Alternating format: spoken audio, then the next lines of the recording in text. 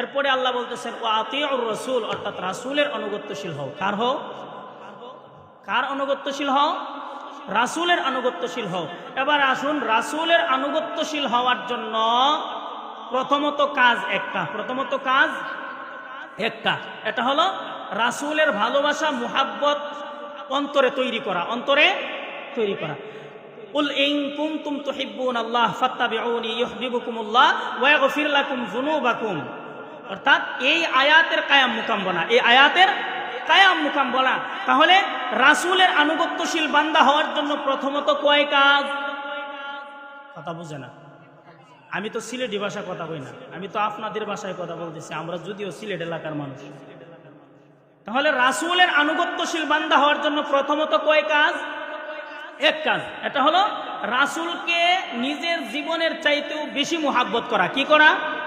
মুহাব্বত করা, বুঝেন তো? ভালোবাসা। কি করা? রাসূলকে ভালোবাসা, রাসূলকে ভালোবাসা। এবারে আসুন, রাসূলকে ভালোবাসার জন্য আরো তিনটা শর্ত আছে। কয়টা শর্ত? রাসূলের এক নাম্বার, রাসূলের আনুগত্যশীল বান্দা হওয়ার জন্য এক কাজ, এটা হলো রাসূলকে ভালোবাসা, রাসূলকে ভালোবাসা। আবার রাসূলকে ভালোবাসার জন্য আবার তিনটা কাজ। কয়টা কাজ? মনে হয় আলোচনাটা একটু কঠিন হইতাছে, মনে হয় বুঝতেছেন আমার কথা? তাহলে রাসূলের আনুগত্যশীল বান্দা এবং বান্দি হওয়ার জন্য প্রথমত কয় কাজ? এক কাজ। দ্বিতীয় নাম্বার, রাসূলের আনুগত্যশীল বান্দা এবং বান্দি হওয়ার জন্য এক কাজ, এটা হলো রাসূলকে মুহাব্বত করা, ভালোবাসা, রাসূলকে মুহাব্বত করা, ভালোবাসা। রাসূলকে মুহাব্বত করা এবং ভালোবাসার জন্য আরো তিনটা কাজ। কয়টা কাজ? তিনটা কাজ। এক নাম্বার, রাসূল সাল্লাল্লাহু আলাইহি ওয়াসাল্লামের সমস্ত সুন্নতের উপর আমল করা। সুবহানাল্লাহ বলেন। রাসূল সাল্লাল্লাহু আলাইহি ওয়াসাল্লামের সমস্ত সুন্নতের উপর আমল করা।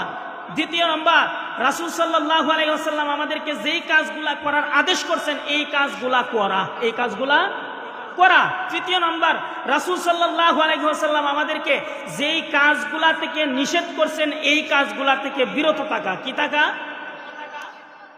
এই তিনটা যদি আপনার আমার জিন্দেগিতে ফিটিং হয় তাহলে এটা হবে রাসূল সাল্লাল্লাহু আলাইহি ওয়াসাল্লামের ভালোবাসা, রাসূল সাল্লাল্লাহু আলাইহি ওয়াসাল্লামের ভালোবাসা।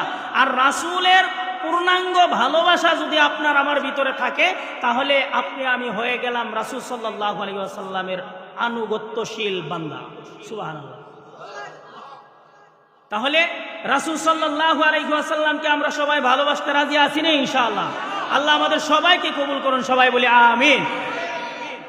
এবারে আসুন, রাসূল সাল্লাল্লাহু আলাইহি ওয়াসাল্লামকে আমরা কি পরিমাণ ভালোবাসতে হবে, কি পরিমাণ ভালোবাসতে হবে?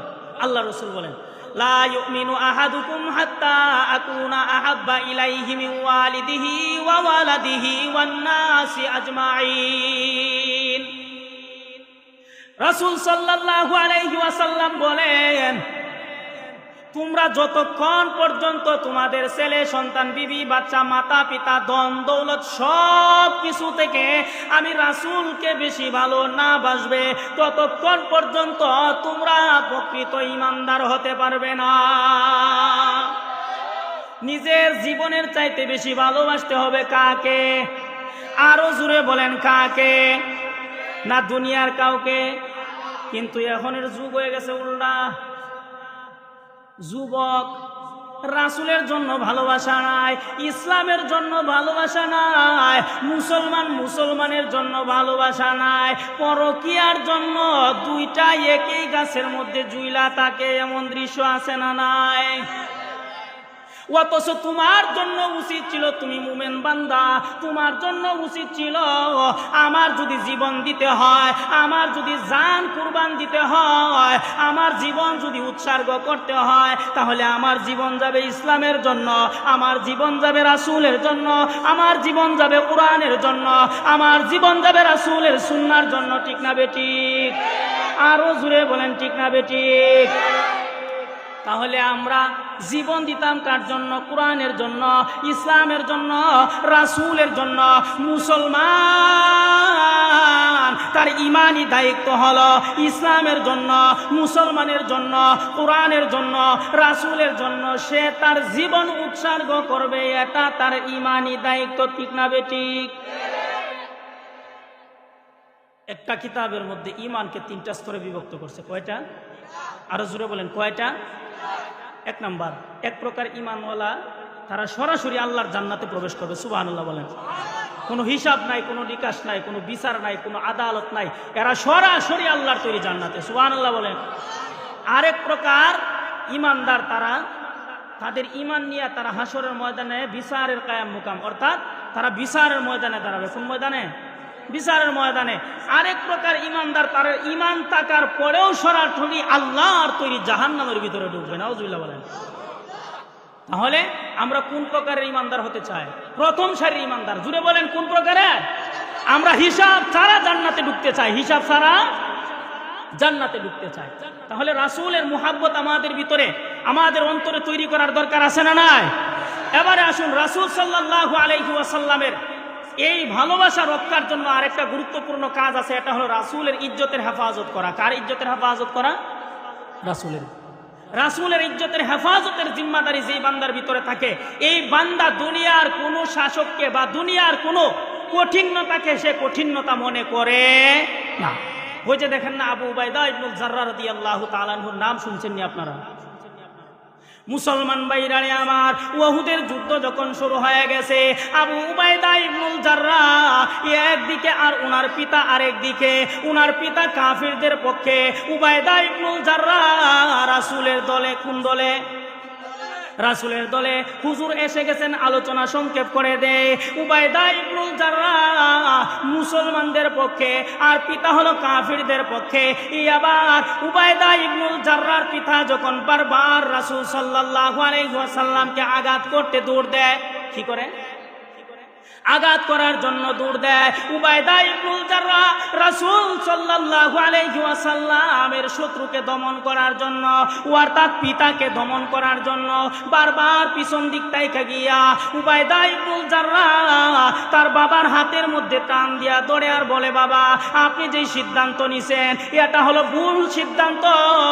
আপনি যেই মানুষটাকে আঘাত করার জন্য যান, এই মানুষটা দুনিয়ার সাধারণ কোনো মানুষ না, এই মানুষটা দুনিয়ার সাধারণ কোনো ব্যক্তি না।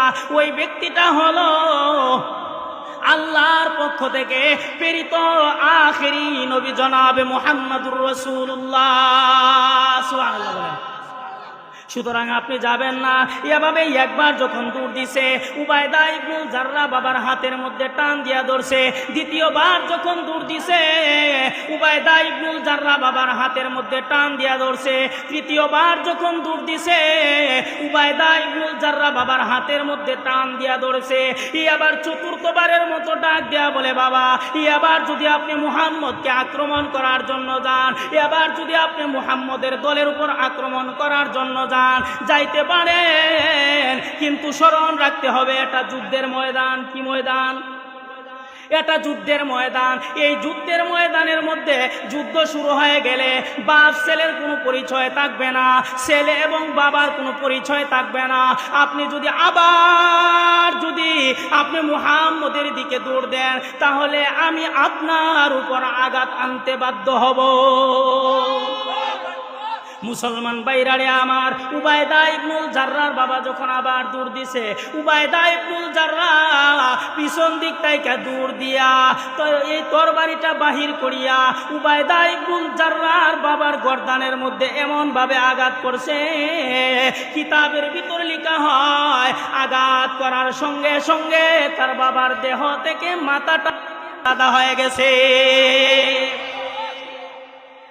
উবাইদা ইবনুল জাররাহ কি করলেন? এবার বাবার এই কল্লাটা, মাথাটাকে চুলের মধ্যে দইরা নিয়ে রাসূলের সম্মুখে গিয়ে উপস্থিত হয়েছে। ওইটা বলতেছেন, ইয়া রাসূলুল্লাহ, ইয়া হাবিবাল্লাহ, আমি আপনার একটা চিরশত্রুকে আমি করিয়া দিছি। বলে, কে? মাথাটা আমার দিকে ঘুরাও। মাথাটা ঘুরানোর সঙ্গে সঙ্গে আল্লাহ নবী থাকায় দেখেন এটা সাধারণ মানুষ না, এটা উবাইদা ইবনুল জাররাহর পিতা। উবাইদা ইবনুল জাররাহর পিতা। রাসূল ডাক দিয়ে বলেন, তুমি তো বুঝাইতে পারতে। এবার উবাইদা ইবনুল জাররাহ বলে, ইয়া রাসূলুল্লাহ, ইয়া হাবিবাল্লাহ, আপনি না হাদিস রওয়ায়াত করছেন, লা ইউমিনু আহাদুকুম হাত্তা আকুনা আহাব্বা ইলাইহি মিন ওয়ালিদিহি ওয়া ওয়ালাদিহি ওয়ান নাসি আজমাইন। যতক্ষণ না পর্যন্ত নিজের জীবন, ধন দৌলত, বিবি বাচ্চা, আত্মীয় স্বজন সব থেকে বেশি ভালোবাসা আপনাকে না দেওয়া হবে, ততক্ষণ পর্যন্ত প্রকৃত মুমিন হওয়া যাবে না। আমি এই হাদিসের প্রতি লক্ষ্য করিয়া আমি আমার ঈমানি দায়িত্ব পালন করছি। সুবহানাল্লাহ বলেন। তাহলে আমরা রাসূল সাল্লাল্লাহু আলাইহি ওয়াসাল্লামের আনুগত্যশীল বান্দা হওয়া এবং রাসূলের ইজ্জতের পাহারাদারি করা আমরা সবাই রাজি আছি না ইনশাআল্লাহ? আমি একটা জিনিস দেখে আমি খুশি হয়েছিলাম। কিছুদিন পূর্বে আপনাদের এই ময়মনসিংহ এলাকায় একটা ঘটনা ঘটছিল। রাসূলের বিরুদ্ধে বলার কারণে এই এলাকার যুবকরা তারে দইরা সাথে সাথে তারে পানিশমেন্ট দিয়া সাথে সাথে জায়গার মধ্যে তাকে